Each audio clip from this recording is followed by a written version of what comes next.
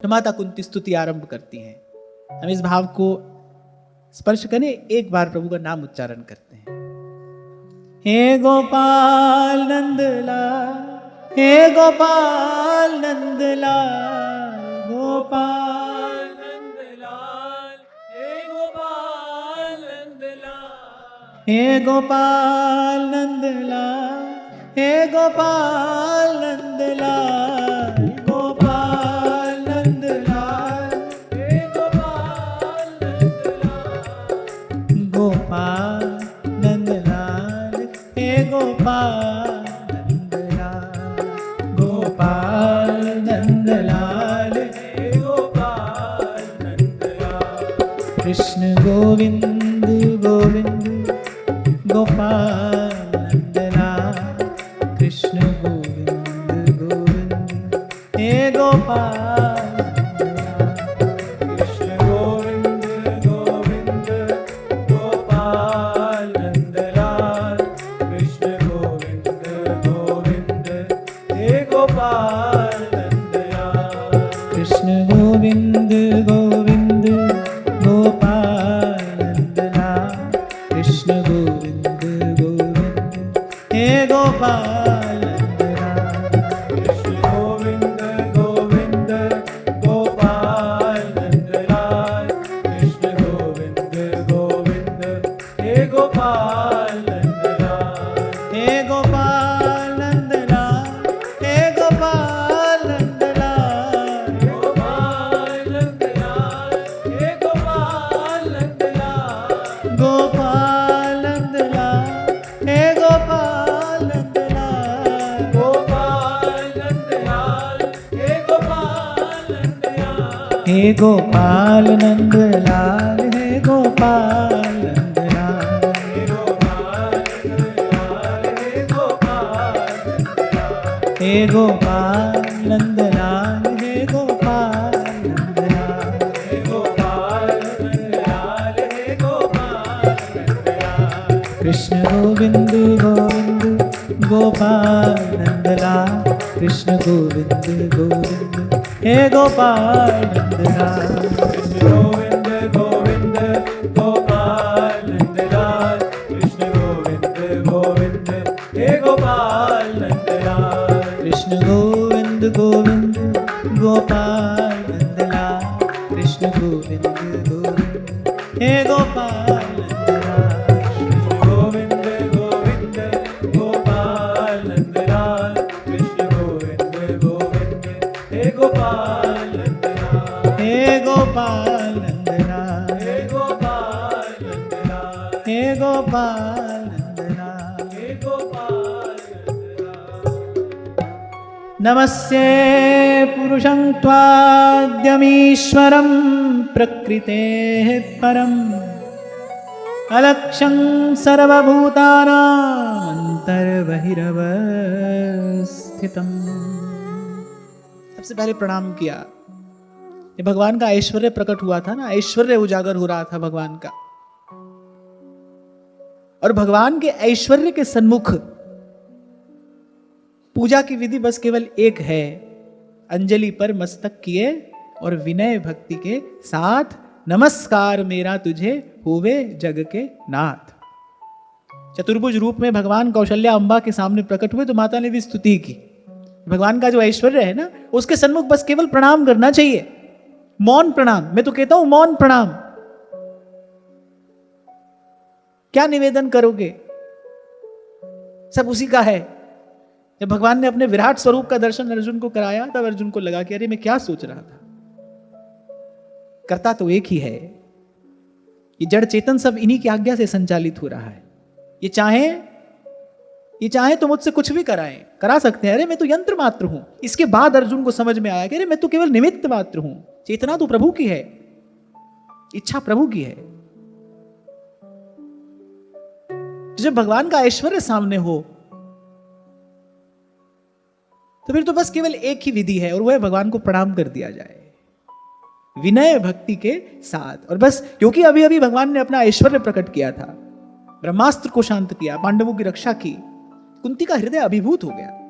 कितनी बार कितनी बार इन्होंने हमें विपत्तियों से बचाया, पग पग पे ये हमारे साथ रहे। मैं तो केवल पांडवों की मां कहने को हूं।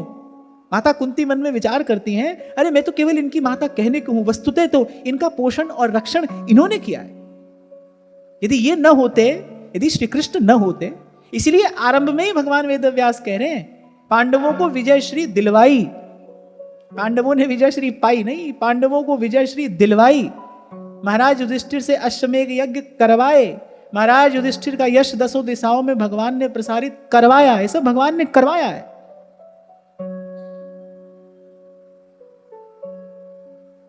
और आप देखो, हैं तो वो भगवान की बुआ, पर इस समय स्तुति कैसी करती हैं कि हे सर्वशक्तिमान, बोले सबके भीतर बाहर आप ही प्रकट हैं, भीतर भी आप हैं और बाहर भी आप हैं, ये मैं जानती हूं, आपकी कृपा से ये मैं जानती हूं कि आप प्रकृति से परे वो आदि पुरुष हैं, आप ही परमेश्वर हैं, और क्या आपको निवेदन करूं। बस इसीलिए आपको केवल नमस्कार करती हूं, आपको केवल प्रणाम करती हूं। इसीलिए हमारे यहां प्रभु के सन्मुख होते ही जो सबसे पहली विधि है ना, वो प्रणाम है। जैसे ही प्रभु के सन्मुख हो बस प्रणाम करिए, नमन। इसी शब्द से इस स्तुति का आरंभ हुआ है। नमस्ते पुरुषं त्वाद्यमीश्वरम प्रकृते परम। नमस्कार करती हूं मैं आपको। और जब भगवान का ऐश्वर्य सामने हो, आप और मैं तो केवल कह सुन रहे हैं ना, पर माता कुंती ने तो भगवान के ऐश्वर्य का दर्शन किया है। जब भगवान का वो ऐश्वर्य सामने हो, तब जीव को वस्तुतः अपनी क्षुद्रता का बोध होता है। एक बार मुझसे किसी ने पूछा था कि आप कहते हैं कि भगवान के भजन, भगवान के माधुर्य का ही भजन करना चाहिए, फिर ऐश्वर्य की बात क्यों कही जाती है? ऐश्वर्य की बात इसलिए कही जाती है ताकि हमको अपनी शुद्धता का बोध हो सके। हमारी सामर्थ्य क्या है? किस बात का अभिमान अपने यहां पाले बैठे हैं हम? किस बात का अभिमान लिए रहता है जीव? अरे तिनका बयार के बस, किस बात का अभिमान है? अगले पल की खबर नहीं है। अगले पल क्या होगा, न भीतर की खबर है, न बाहर की खबर है। मन में अगले पल कैसा विचार आएगा, बाहर मेरे साथ क्या घटना घटेगी, इस बात की तो खबर नहीं है। एक बार विवेक युक्त होकर इसका विचार तो करो कि जीव के भीतर अभिमान है किस बात का। अब आप बोलो भाई हमको तो अभिमान नहीं है। जिसको अभिमान नहीं है उसको तो भगवान का दर्शन हो जाता है। निरभिमानी तो भगवान का दर्शन पा लेता है। सुधर्म बोधिनीकार कहते हैं ना, बोले भगवान के मिलने में बाधा क्या है? बोले 3 हाथ की भीत तन हरि दर्शन में आड़। 3.5 हाथ का जो ये शरीर है, इस शरीर के भीतर जो होने का अभिमान है, जो कर्तापन का अभिमान है, मैं करने वाला हूं, मैंने किया, मैं करूंगा, मैं कर रहा हूं, यही भगवान से मिलने में सबसे बड़ी बाधा है। ठाकुर जी कहते हाँ बेटा तू कर ले। जब तू करके थक जाए, जब तू हार जाए, जब तुझे लगे कि तुझसे कुछ नहीं हो सकता, तब तू भी सूरदास जी की तरह आ जाना कि अब मैं नाचो थक्यो गोपाल, और सूरदास की सवह अविद्या दूर करो नंदलाल। जब ऐसे तू थक जाए ना, हार जाए, तब आ जाना मेरे पास।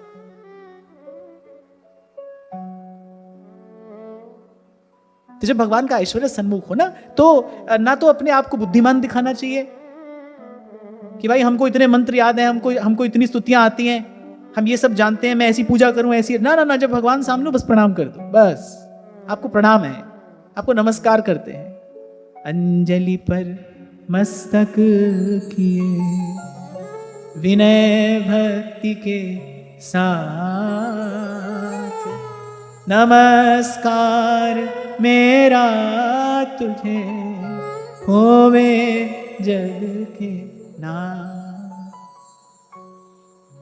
और मैं तो आपको लगे हाथ एक बात और भी बता दूं, अन्य जितने भी देवी देवता हैं उनको प्रसन्न करने के लिए तो कुछ ना कुछ चाहिए, कोई ना कोई वस्तु चाहिए, कोई ना कोई विधि चाहिए।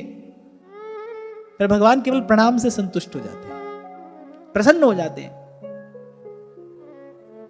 कोई अपने सर्वात्म का समर्पण करके इस प्रकार प्रभु को प्रणाम कर दे, बस पर्याप्त है। तो माता कुंती अपनी स्तुति में यह भी बताती हैं, ये जो पहला श्लोक है यहां, ये भी संकेत करता है कि भाई भगवान के सामने जाओ ना, ये मत बताओ कि हम इतना जानते हैं, इतना सुने हैं, हमको ये भी आता है, हमको वो भी आता है। ना हमको कुछ नहीं आता है प्रभु, मैं तो अज्ञ हूं। अगले श्लोक में माता ने यही कहा, माया जवनिका छन्नम। बोले आप अपनी माया के पर्दे से स्वयं को ढके रहते हैं। तो माता कह रही है मैं अज्ञ, बोले मैं अज्ञ, और उस पर भी नारी। मैं अबोध नारी, मैं आप अविनाशी को कैसे पहचान सकती हूं? यद्यपि वो पहचानती हैं, तभी तो ऐसे स्तुति आरंभ की। पहले ही श्लोक में माता ने बता दिया है, मैं आपके स्वरूप को जानती हूं। नमस्ये पुरुषम त्वाद्यमीश्वरम प्रकृते परम। आप प्रकृति से परे, आप प्रकृति से परे वो हैं जो जो जो किसी की भी सामर्थ्य की सीमा में नहीं आते। कोई अपनी सामर्थ्य से वहां तक नहीं जा सकता। इसीलिए संतों ने कहा है भाई कि भगवान कृपा साध्य हैं, क्योंकि जब तक भगवान जीव तक चल के न आए तब तक जीव भगवान तक नहीं जा सकता है। हम नहीं जा सकते। हम तो पुण्य करके अधिक से अधिक क्या करेंगे? स्वर्ग पालेंगे। श्री सेवक जी महाराज ने यही तो कहा, बोले कर्म करके क्या पालोगे? कहा भय किए कर्म, यज्ञ दान देत देत फलन पाए, उच्च उच्च देवलोक चढ़ई। वहीं तक तो गति है, लौटकर तो आना है। अच्छा, कोई जरूरी नहीं है लौटकर कहां आना है, ये भी पता नहीं है। देवता बन जाने के बाद फिर मनुष्य ही बनोगे, ये तो कोई निश्चित बात नहीं है। पशु की योनि में भी जा सकते हो, अधोगति भी हो सकती है। क्षीणे पुण्य मर्त्यलोकम विशंति, जीव की अधोगति भी हो सकती है। तभी तो कहा कि पर्यो प्रवाह काल के कदापि छूटी है नहीं। और जो कदापि शब्द है ना, ये बहुत ध्यान देने का है। सेवक जी महाराज कह रहे हैं, बोले कुछ भी कर लो भाई, कुछ भी कर लो, कदापि छूटी है नहीं। काल के चक्र से जीव मुक्त नहीं हो सकता।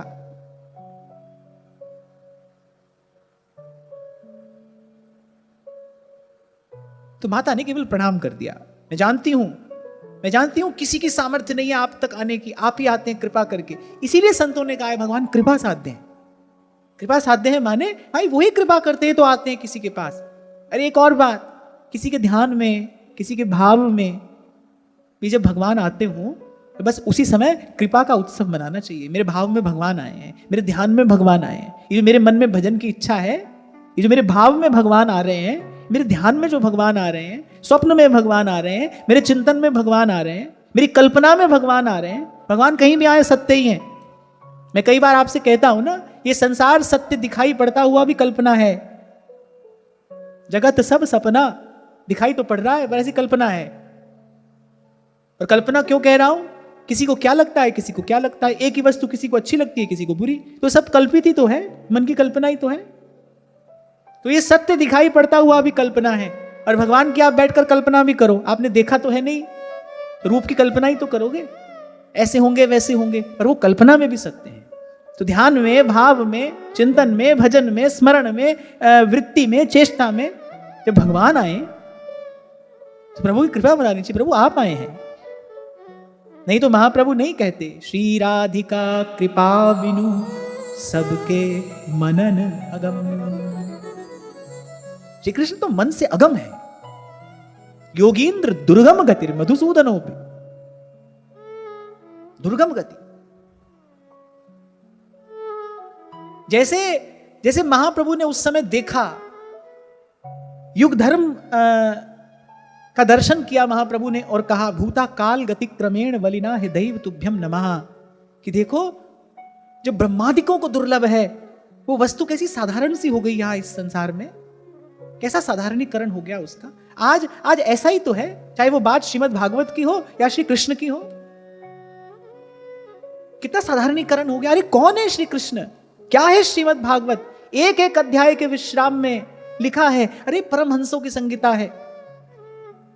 जो मुक्त हो गए हैं वो पुनः जन्म धारण करते हैं इस सुधा का, इस अमृत का आस्वादन करने के लिए। तो देखो कैसी स्थिति हो गई।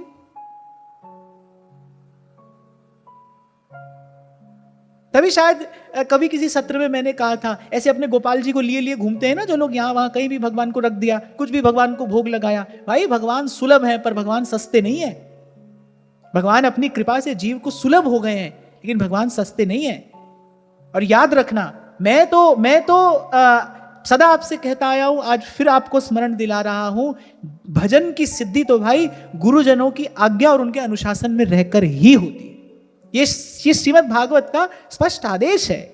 यत् श्रद्धया श्रुतवत्या च भक्त्या समृज्यमाने हृदये बध। मनमानी चाल चलने वाला कहीं नहीं पहुंचता है भाई।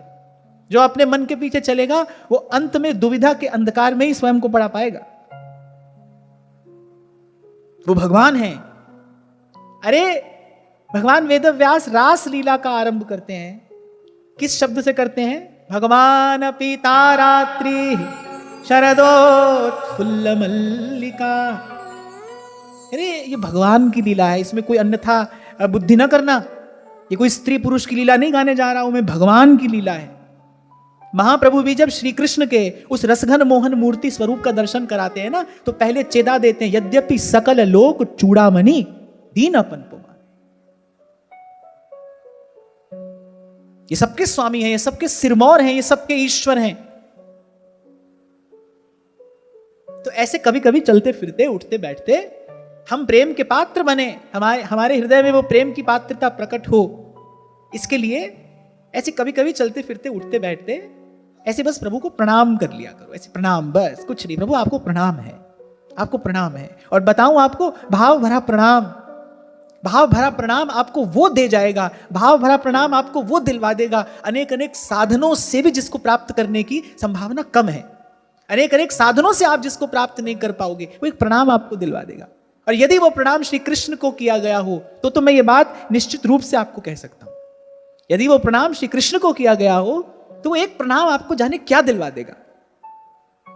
मैं कल भी आपसे कह रहा था ना, मैं आज भी आपसे कह रहा हूं कि यहां पर आकर श्री कृष्ण की बात करते करते, श्री कृष्ण का चिंतन करते करते यहां पर आकर मेरी वाणी थक जाती है, क्योंकि इसके आगे वो अनुभूति खड़ी है जो शब्दों से प्रकट कर पाना असंभव है। कैसे बताऊं आपको, कैसे बताऊं आपको कि ये कौन है, कैसे बताऊं आपको ये कैसे हैं। बस केवल आपको एक संकेत करता हूं, इनको किया गया एक प्रणाम। और मैं कोई अतिशयोक्ति नहीं कर रहा हूं, मैं बिल्कुल मनोयोग पूर्वक की बात कह रहा हूं, केवल भावुकता में बहकर यह बात नहीं कह रहा हूं। श्री कृष्ण को किया गया एक प्रणाम जीव को भव बंधन से मुक्त कर सकता है। एक प्रणाम कि प्रभु आपको प्रणाम है, हृदय से किया गया एक नमन। जब झुक जाए आपका तन, आपका मन, आपके प्राण, आपकी चेतना झुक जाए इनके चरणों में। एक संत से पूछा था किसी ने, किसको कहते हैं समर्पण? अरे भगवान को भगवान मान लेना ही समर्पण है, और तो क्या दोगे उनको समर्पित करने को, और क्या है तुम्हारे पास, क्या निवेदन करोगे? वो जो हैं उनको बस वैसा मान लिया जाए, बस यही समर्पण है। हाँ, इतना मैं अवश्य कहूंगा, ये जो भावना है ना, ये दृढ़ होती है जब संतों के मुख से भगवत कथा श्रवण की जाती है। तभी महादेव कह रहे हैं, बिन सतसंग न हरि कथा, ते ही बिन मोह न भाव, मोह गए बिनु राम पद, हो ही न दृढ़ अनुराग। आप देखो परीक्षित कौन है? गर्भ में ही जिनको भगवान का दर्शन प्राप्त हो गया, गर्भ में भगवान की कृपा प्राप्त हो गई, भगवान ने गर्भ में ही जिनकी रक्षा की। लेकिन श्री कृष्ण में जैसी भक्ति श्री सुखदेव जी महाराज के मुख से श्रीमद् भागवत श्रवण करने के बाद उत्पन्न हुई, वैसी भक्ति पहले नहीं थी। वो जानते हैं कि ये कौन है। कैसे परीक्षित जानते हैं कि कैसे इन्होंने युधिष्ठिर, भीम, अर्जुन आदि की पग पग पर सहायता की, रक्षा की, उनका पोषण रक्षण किया, उनका भरण पालन किया, वो सब जानते थे। स्वयं भी भगवान का कुछ अनुभव है उनको। लेकिन भगवान के चरणों में वो विमल भक्ति कब हुई? जब सुखदेव जी के मुख से भगवान की लीला कथा सुनी। इसलिए हमारे यहां कहीं भी पढ़ने की बात नहीं कही गई, बोले सुनिए, श्रवणम, फिर कीर्तन करिए, पढ़िए नहीं, सुनिए। यहां सेवक जी ने कहा ना, प्रथम जो सुखमुख बचन सुनावहु। व्यास जी कह रहे हैं, सुखमुख बचन रचन कह कोटिक, बिगड़े व्यास सुधारे प्यारे, हरि प्यारे के प्यारे भावत, हरि प्यारे के प्यारे। ध्यान रखना, एक अनुभूति प्राप्त व्यक्ति जब कुछ कहता है, जिसके हृदय में अनुभूति है, सामर्थ्य है जिसके हृदय में अनुभव की, एक अनुभूति प्राप्त व्यक्ति जब कुछ कहता है तो उसके शब्द छूते हैं आपकी चेतना को, परिवर्तन करते हैं, वो आपके भीतर कुछ बदलते हैं। इसीलिए गोस्वामी जी कह रहे हैं, अरे धन दारा सुत लक्ष्मी, बोले अरे तो पापी के भी हुए संत समागम और हरि कथा। संत का समागम होगा तो हरि की कथा सुनने को मिलेगी। संत समागम हरि कथा, तुलसी दुर्लभ दो। इसलिए संतों ने कहा भाई आप अपनी कृपा से मिलते हो, जब आपकी इच्छा होती है, तुम्हारी कृपा ते तुद पिछाड़ा। इसलिए मैं आपसे बार बार कहता हूं भाई, मैं तो अपने जीवन में मंत्र की तरह रटता रहता हूं ये बात, तुद पावेता सुख तेरा दिता लइए, सुख तेरा दिता लइए, सुख तेरा दिता लइए, सुख तेरा दिता लइए।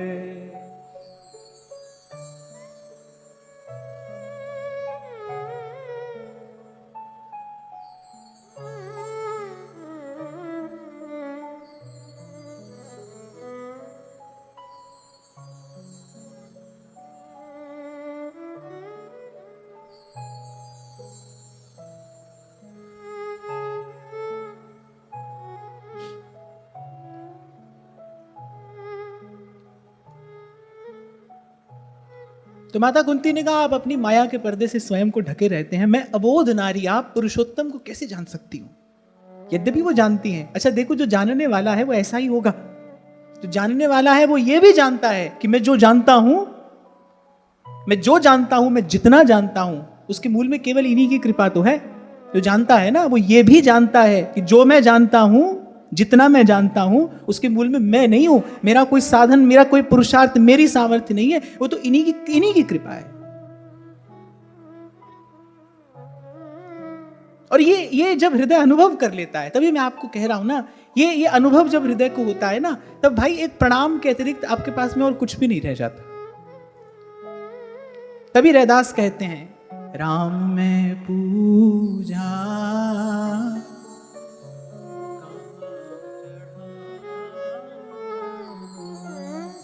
फल और फूल अनूप।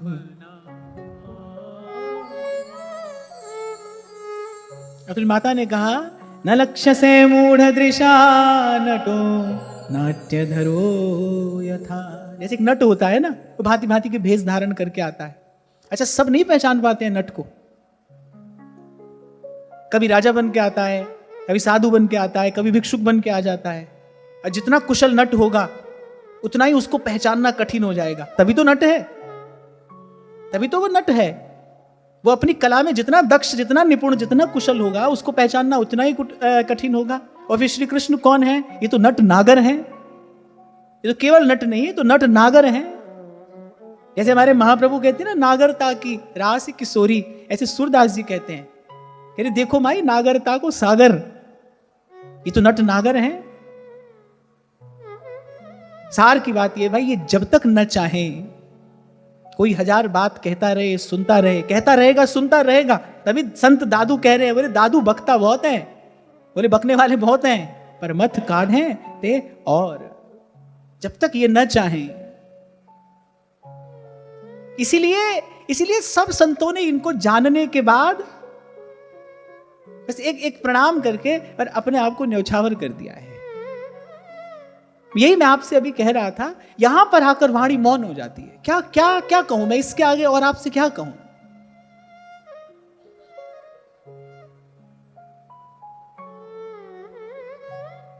तो माता कुंती ने कहा कि जैसे नट को प्रत्यक्ष देखकर भी कोई उसको पहचान नहीं पाता। बोले और आप तो नट नागर हैं, आपको आपकी इच्छा के बिना, आपको आपकी कृपा के बिना तो कैसे पहचान सकता है? बोले लीला तो आप करते हैं, लीला तो आप ही कर रहे हैं, सबके मूल में तो आप ही हैं। फिर जो संसार का जो मूढ़ मनुष्य है, वो नट को नहीं पहचान पाता, वो तो उसकी लीला में ही मोहित हो जाता है। बार बार मैं आपसे कहता हूं ना भाई, ये सब क्या है, ये क्या हो रहा है? ये ठीक है, तमाशे में तमाशा है। आज है फिर नहीं है, फिर है फिर नहीं है, और इसी में मति भ्रमित रहती है। तभी आपसे उस दिन कह रहा था भाई, अपने लिए सुंदर घर बनाते हो, फिर उसको सुंदर सुंदर वस्तुओं से सजाते हो, ऐसे मन के लिए भी तो एक ठौर ढूंढो ना, जहां मन को भी चैन मिले, जहां मन को भी विश्राम मिले। जहां पहुंचकर मन को भी थोड़ा थोड़ा विश्राम मिल जाए। ऐसे मन के लिए भी एक ठौर ढूंढो, बनाओ, उसको भी सजाओ जहां मन रहे। और भगवान की लीलाएं ऐसी हैं भाई, उसको कहते कहते सुनते सुनते भगवान में अनुराग होने लगता है, भगवान में प्रेम होने लगता है, भगवान मीठे लगने लगते हैं, भगवान मधुर लगने लगते हैं। और फिर भगवान की लीला कोई भगवान का भक्त कहता हो तो फिर कहना ही क्या है, फिर तो उसका प्रताप अमोघ है। नारद जी कह रहे हैं दुर्लभ हो अगम्य हो अमोघश्च महत् संगस्तु, दुर्लभ हो अगम्य हो अमोघश्च। कोई प्रेमी अनुरागी अगर भगवान की बात करेगा तो ध्यान रखना उसके प्रभाव से आप बच नहीं पाओगे, उसके प्रभाव से बच नहीं पाओगे। उसका प्रभाव अमोघ है, अमोघश्च, मिल जाए मिल जाए। हो कोई ऐसा भेटे संत, मेरी लाहे सगली चिंत, ठाकुर स्यों मेरो रंग लावे, ठाकुर स्यों मेरो रंग लावे। तो जीवन मुक्त जो महापुरुष हैं, माता कह रही है उनके हृदय में भक्ति भाव का सृजन, उसकी अभिवृद्धि के लिए आप अवतीर्ण होते हैं। आपके आने का केवल एक ही कारण है और वो है आपके भक्त। तो ठाकुर जी तो कह ही चुके हैं ये बात, हम भक्तन के भक्त हमारे, हम भक्तन के भक्त हमारे। और संतों को जिनको भगवान की कृपा से इस सत्य का बोध हो जाता है, वो कह रहे हैं भाई एक यही बात सार की है, बाकी तो सब बेकार है, सब वृथा है, मिथ्या है। मेरे राम राय तू संता का संत ते, यही बात सार की है। आप अपने भक्तों के हैं, आपके भक्त आपके हैं। जैसे गीता जी में भगवान ने कहा ना, बोले मेरे ज्ञानी भक्त को मैं प्रिय हूं और मुझे मेरा ज्ञानी भक्त प्रिय है। देखो यहां भगवान ने ये थोड़ी सी बात कह दी कि भाई हाँ भक्त तो हमारे और भी हैं, जो संसार के दुख से घबरा कर आए वो भी हमारा भक्त है, हमारी शरण में आ जाए तो हमारा ही है। कि कोई लोभ लेकर आए, भगवान कह रहे चलो हम तो उसको भी मान लेते हैं, ये भी हमारा भक्त है। फिर भगवान कह रहे जो मेरा ज्ञानी भक्त है ना, वो मुझे प्रिय है, मेरी आत्मा है। और भगवान ने कहा कि भाई उसको मेरा ही स्वरूप जानना, भगवान कह रहे उसको मेरा ही स्वरूप जानना, वो उसमें और मुझ में कोई भेद नहीं है। जो सतत मेरे चिंतन पर आयन है, जो सतत मेरे भजन में लगा है, बोले उसमें और मुझ में कोई भेद नहीं है। तभी संत कह रहे हैं कि दास में ठाकुर और ठाकुर में दास। बोले हमको तो ठाकुर से भी ठाकुर का दास ज्यादा प्यारा है, क्यों? क्योंकि ठाकुर दूर पर दास है पास। तभी महाप्रभु ने कहा यह जिए जान। मैं आपसे पहले भी कह चुका हूं शायद कि जब कोई महापुरुष ये बात कहे ना, भाई ये हमारे अनुभव की बात है, उसमें कोई किंतु परंतु नहीं करना। एक साधारण बड़े बूढ़े व्यक्ति के अनुभव में भी कुछ सार होता है। अवस्था में कोई वृद्ध व्यक्ति आपको कहे ना कोई बात कि भैया बेटा ये बात मेरे अनुभव की है, ध्यान रखना, तो उसका विचार करना चाहिए, क्योंकि उसमें कुछ सार की बात होती है। सबसे बड़ा गुरु अनुभव होता है। और यदि कोई भगवत प्राप्त महापुरुष, यदि कोई दिव्य विभूति ये बात कह रही हो, फिर कोई किंतु परंतु नहीं करना चाहिए। मान लो कि सत हरि भजन जगत सब सपना, मान लेना चाहिए इसको। महादेव का अनुभव है, उमा कहूं मैं अनुभव अपना। जैसे महाप्रभु ने ये बात व्यास जी को यही कहकर कही, व्यास जी हमारा अनुभव है। जय श्री हित हरिवंश प्रपंच वंश सब काल व्याल को खायो, यह जिए जान। ये जिए जान माने हमारा अनुभव है। हम आपसे कह रहे हैं श्याम श्यामा पद कमल संगी सिर नायो, क्यों? क्योंकि ठाकुर दूर और दास है पास।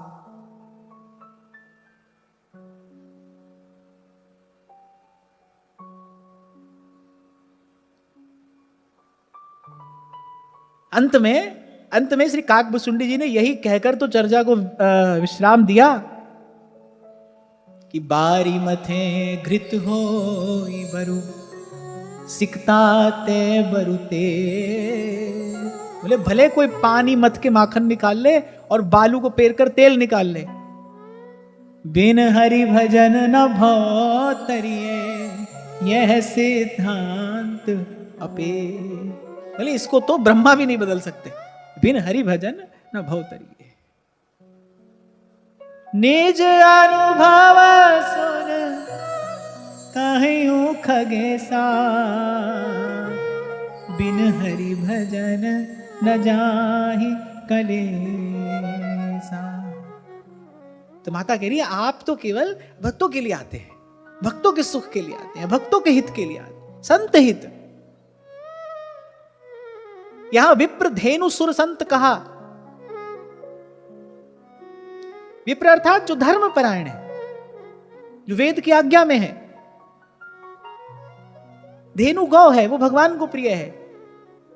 सुर देवता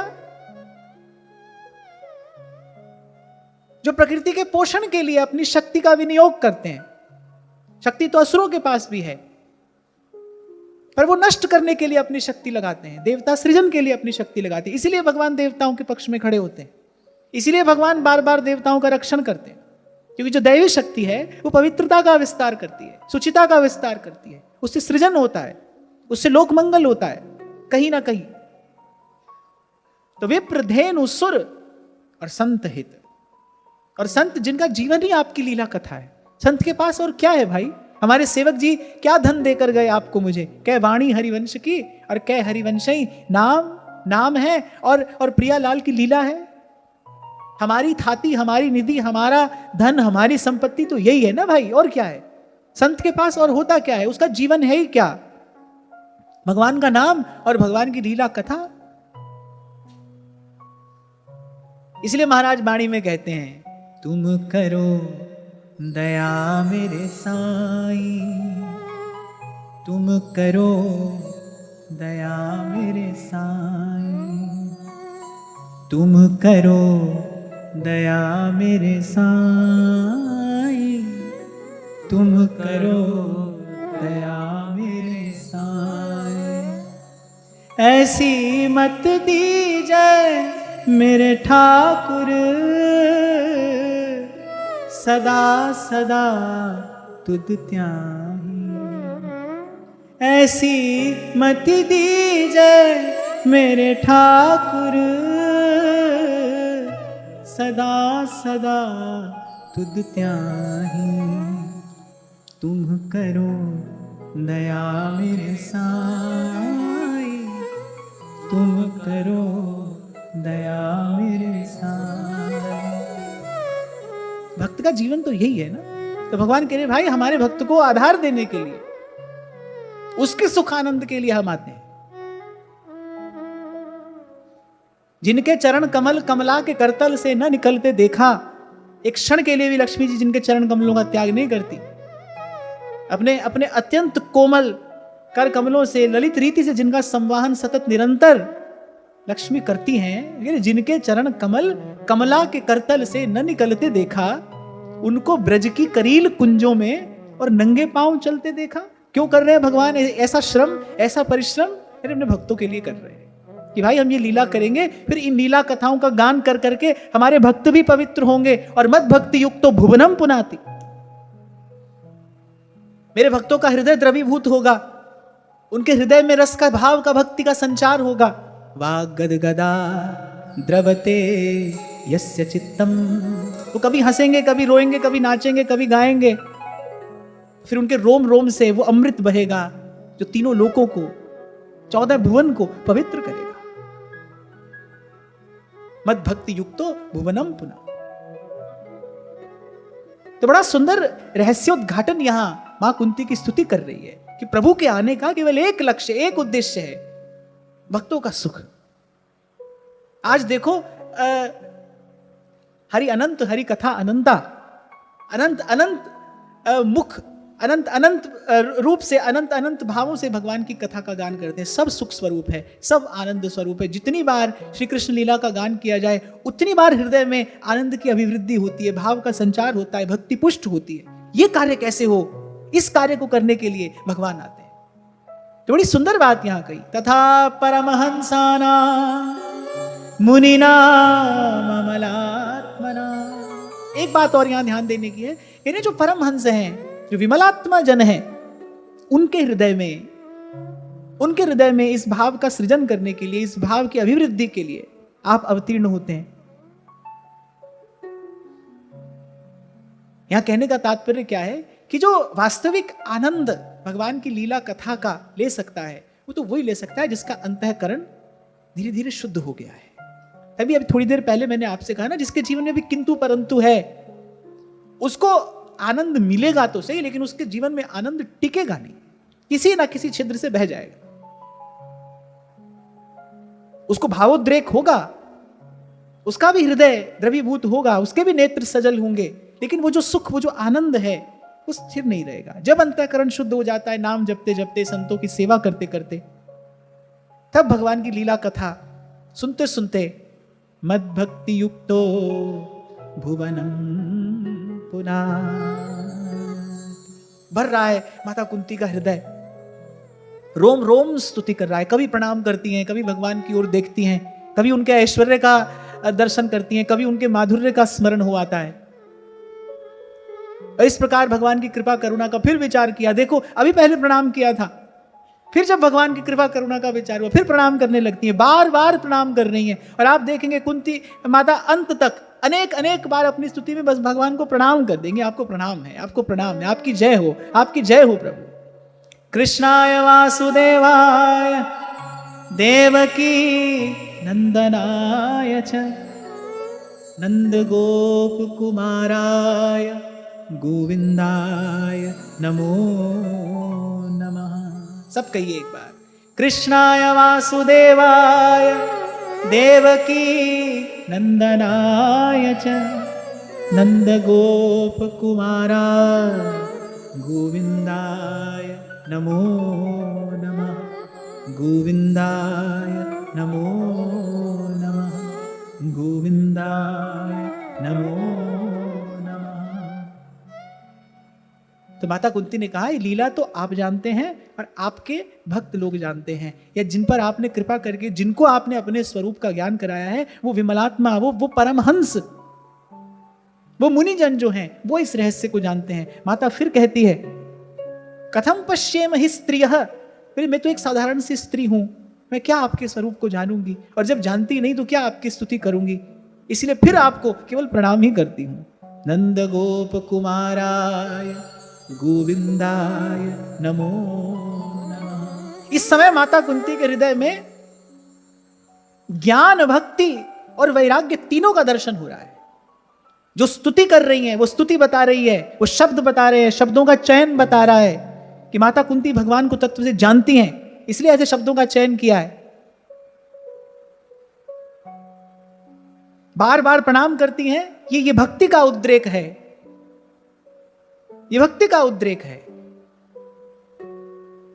और आगे आगे प्रकट होगा कि भगवान की कृपा करुणा का विचार करके कैसे उनके मन में वास्तविक वैराग्य उत्पन्न हो गया है, कि कैसे जीव इस असार संसार में पड़कर और आपको भुलाकर प्रभु भांति भांति के दुख उठाता है, भांति भांति के कष्ट सहता है, पर जब तक आप कृपा नहीं करते तब तक कोई आपकी ओर उन्मुख हो नहीं सकता।